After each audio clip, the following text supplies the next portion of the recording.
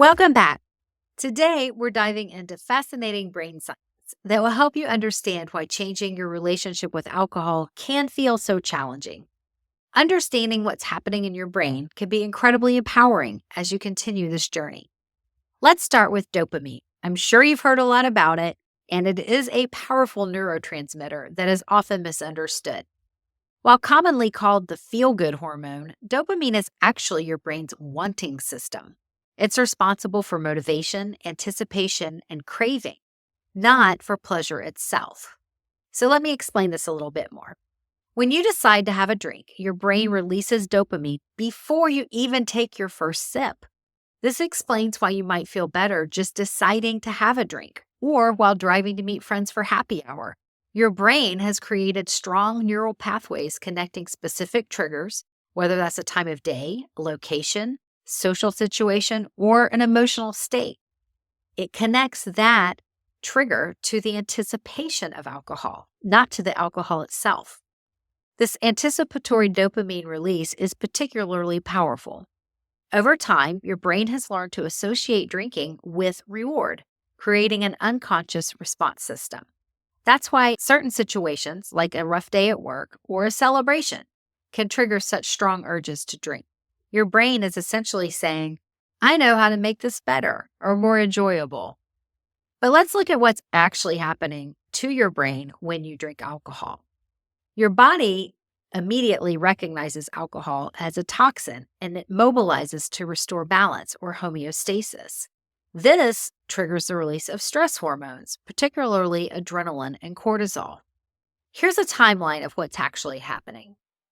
In the first 20 to 30 minutes, as your blood alcohol content rises, you experience the euphoric effects of the alcohol.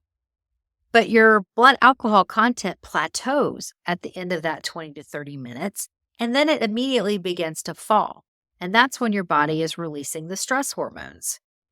For the next 2 to 3 hours per drink, you experience the depressant effects of alcohol. The stress response creates significant physiological and psychological changes. During this time, as your blood alcohol content comes down, you might feel increased anxiety, restlessness, mild depression, racing thoughts, or physical discomfort. This is where the tug of war becomes evident. And to escape these uncomfortable feelings, many of us reach for another drink. However, each additional drink follows the same pattern. You have 20 to 30 minutes of stimulant, followed by 2 to 3 hours of depressant. And here's the thing. You can never recapture that initial euphoric feeling in the same drinking session, no matter how many drinks you have. And the effects of drinking multiple drinks in one sitting stack one on top of another, creating a biochemical imbalance that can last for days. This explains why you might experience disrupted sleep patterns, morning anxiety, mood fluctuations, increased stress response, and difficulty concentrating. The stress hormones don't immediately disappear when you stop drinking.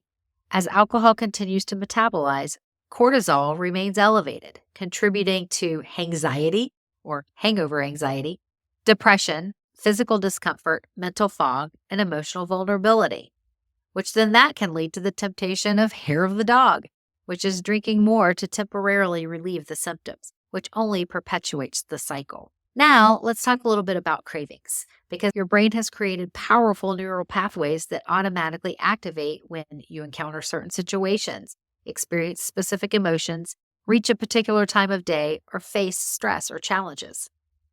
But here's the empowering news. Cravings are temporary. They're like waves. They build, peak, and then subside, typically lasting only 15 to 20 minutes. Even the strongest craving will pass if you don't act on it. Each time you write out a craving without drinking, you actually weaken those old neural pathways and build new ones. Think of it like a path in a forest. Your drinking habits have created a well-worn trail. It's the easy, automatic route your brain wants to take. But every time you choose not to drink when faced with a craving, you're slowly letting that old path grow over while creating a new one. Over time, the path becomes the easier choice. There are several proven techniques for managing cravings, which we'll explore in detail in upcoming lessons.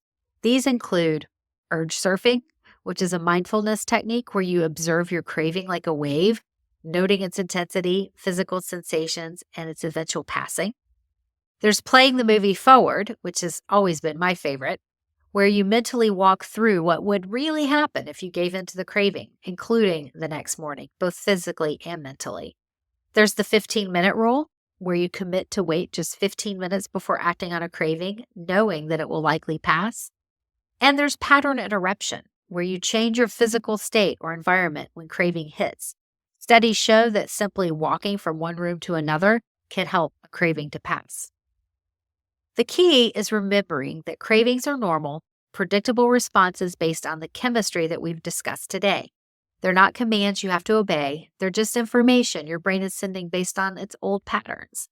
With the right tools and understanding, you can learn and observe them without acting on them. Understanding this science is crucial because it helps explain why willpower alone often isn't enough. As you continue your alcohol-free journey, pay attention to how your body feels without this chemical tug of war. Notice the clarity that comes with allowing your brain's natural balance to restore. This understanding isn't meant to shame you, but to empower you with knowledge. In your journal today, reflect on how this information resonates with your experience. Consider your typical drinking triggers, the timeline of effects that you've experienced, how understanding the science might change your perspective, what patterns you recognize in your own experience. Tomorrow, we'll explore the beliefs we've developed about alcohol and how they influence our choices. Until then, remember that knowledge is power, and understanding these biological processes is a crucial step in your journey. Thank you for being here today. I hope you've learned something new.